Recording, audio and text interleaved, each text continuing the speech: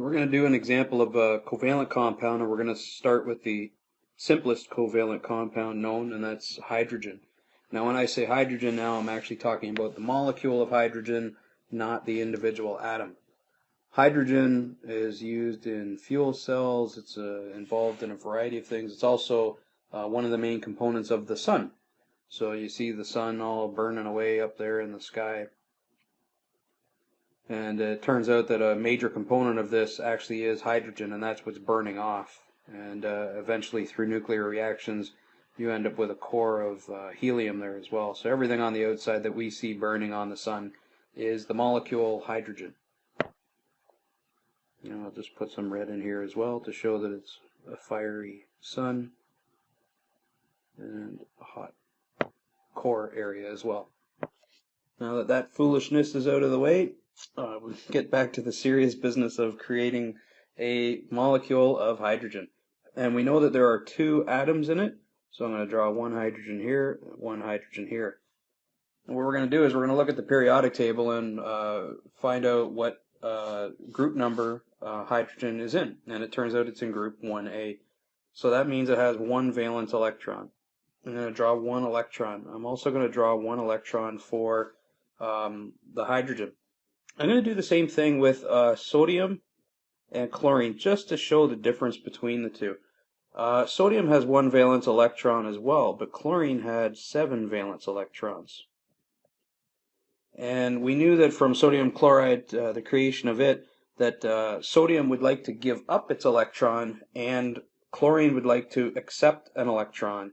And essentially you can see a transfer, that there's a sodium plus and a chlorine minus. That's because chlorine is much more electronegative, so on the periodic table, fluorine is very, very electronegative, chlorine is right beside it. It's a very electronegative molecule. Sodium is on the other side. It's willing to give off its electrons, so that's why we're able to get this charged compound. However, hydrogen is up here.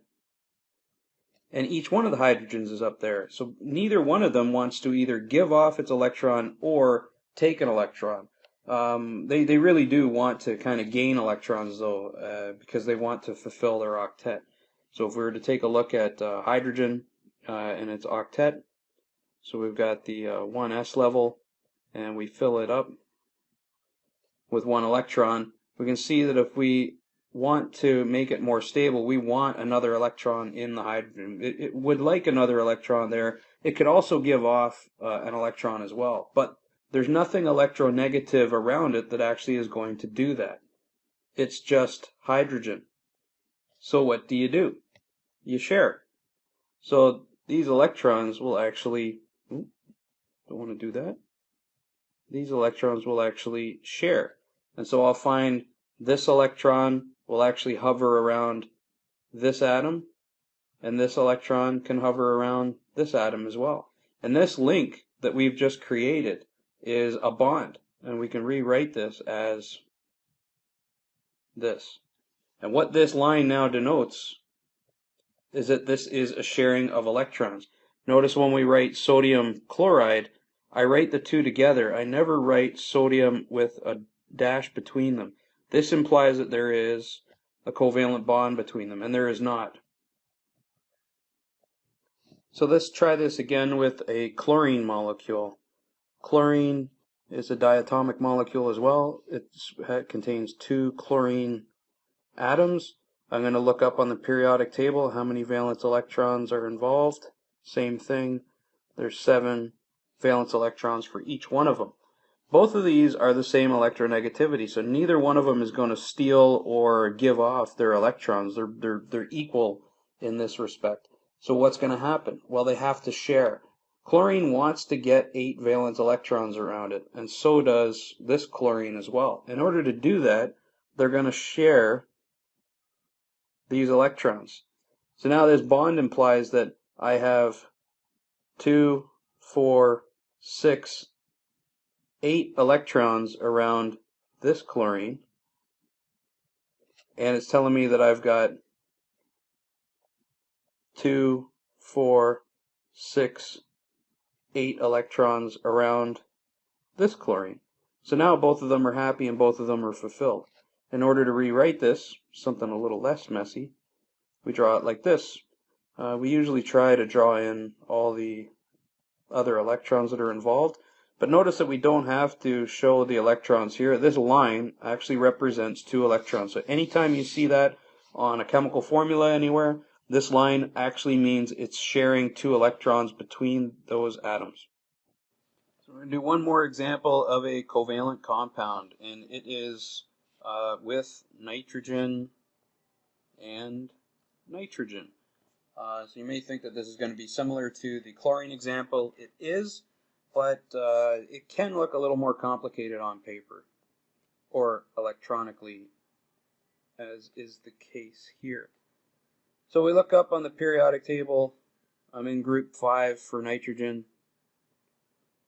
and I have 5 valence electrons around each one of my nitrogens. So I'm drawing the molecule N2. This is the one that's about 70% abundant in the air right now as you're breathing. And let's form stable octets for each of these atoms and form a compound. So first thing we want to do is we want to share electrons. So we're going to share the bond between these 2 nitrogens. So if I were just to refer to this nitrogen itself, the other one, remember, is going through the exact same thing. This nitrogen has 2, 4, 6 electrons. So I need to share more electrons. Well, it just so happens that there are another set of electrons here that can be shared, and there's one more set that can be shared right here as well. So now if I go through the sharing of these electrons, I've got 2, 4, 6, 8 electrons around this nitrogen, and I've also got the same on the other side. So both of these are stable octets if they share all of these electrons. Now remember, when we're rewriting this, each one of these shared electrons I can draw as a line. So I'm going to draw a nitrogen, I'm going to draw a nitrogen. Notice that the pairs of electrons on this side and this side are not actually involved in any bonding. So we're going to still write those out beside them. But every one of these that we've drawn, I'm going to draw a line. So the blue one for this, for the middle pair of shared electrons, a red one for the top one, and a green one for the bottom one. So that's a triple bond. And I'm just going to redraw it all in black. So the nitrogen molecule in air actually is a triple bond, and has 2 lone pairs of electrons, one on each one of the nitrogen.